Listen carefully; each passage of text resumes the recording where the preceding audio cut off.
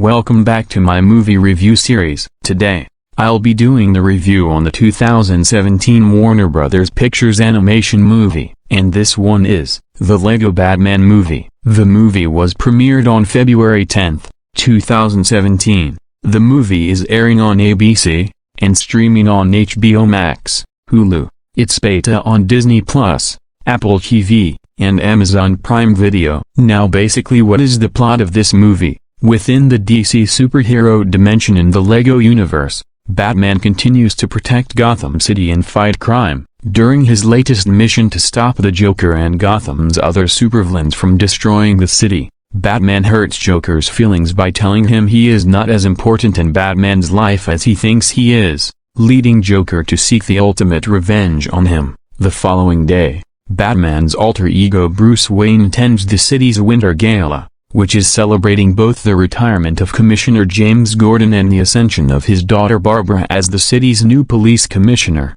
only to be infuriated by Barbara's plans to restructure the police to function without the need of Batman. Joker crashes the party with the city's other villains, all of whom surrender except Harley Quinn, who disappears during the confusion. Suspecting his archenemy is up to something, Batman plots to steal Superman's Phantom Zone projector, a device that can banish anyone to the Phantom Zone, which houses some of the most dangerous villains in the LEGO multiverse, only for Alfred to intervene and advise him to take care of Dick Grayson, whom Batman inadvertently adopted as his ward during the gala earlier. Reluctantly agreeing to do so, Batman fosters Dick as Robin, whereupon the pair successfully recovers the projector from the Fortress of Solitude and breaks into Arkham Asylum to send Joker to the Phantom Zone. Suspecting that Joker wanted to be sent there, Barbara locks up Batman and Robin. While the projector is being seized as evidence, Harley steals it back as part of Joker's plan,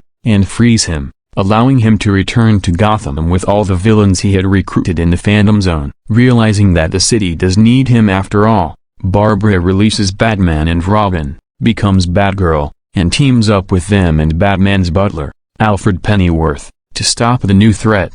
The story is incredibly well written and fast-paced, is very action-packed, comedic, heartwarming, and charming, very faithful to the Batman lore, and has tons of neat references to the many various comics, TV shows, and movies. It also has a great message about teamwork and knowing when you should tell others that you need help. The action scenes are a total blast and very exciting, such as the opening scene where Batman fights off Joker and all the other villains to stop them from wreaking havoc, Joker and the villains crashing Jim's retirement party, Joker and the other villains from the Phantom Zone attacking Gotham, and the final battle. The movie manages to be just as funny as the LEGO movie, and does lead to some pretty funny moments and bits like Batman's continual nose, the witty banter and dialogue from the characters, the slapstick, the visual humor, and some of the more obscure references. The film is also incredibly heartwarming and charming, which leads to some pretty heartfelt and tender moments like the growing relationship between Batman and his new partners,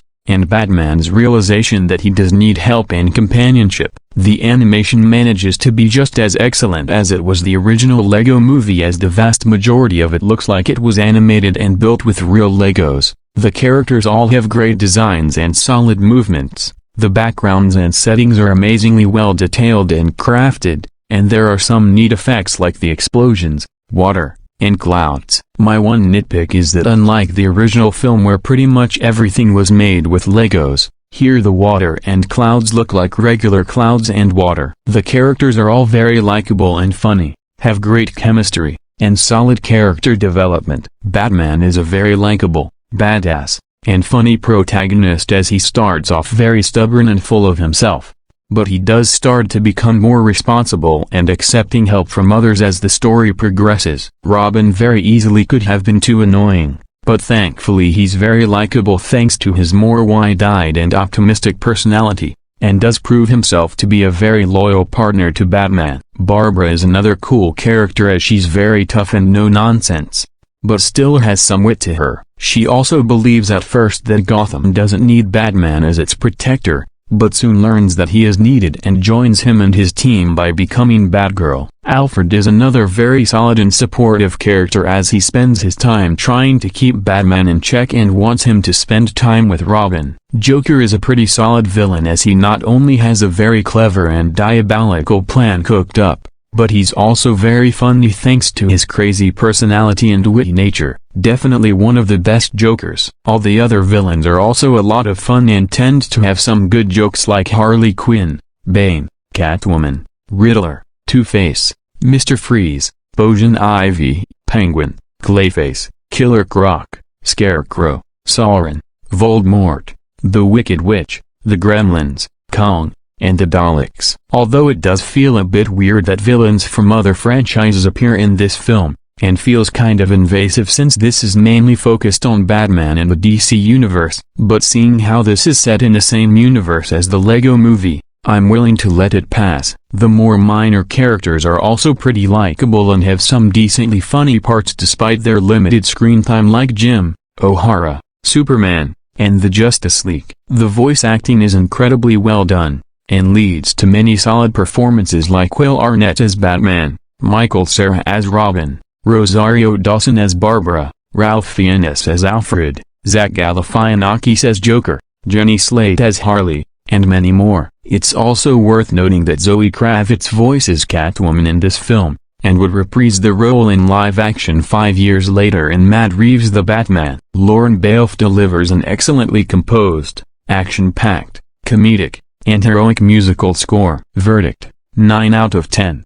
For a spin-off, this was much better than it needed to be as it's an incredibly well-crafted film that manages to be action-packed, heartwarming, funny, and charming. This is definitely a must-watch, and hands down one of the best Batman movies, especially in the DC animated universe. And that concludes today's episode of my movie review series. Thank you for watching. Don't forget to hit the like button and the subscribe button, and don't forget to hit the bell for notifications, and let me know in the comments below in which movie I'm going to do next. Enjoy your day.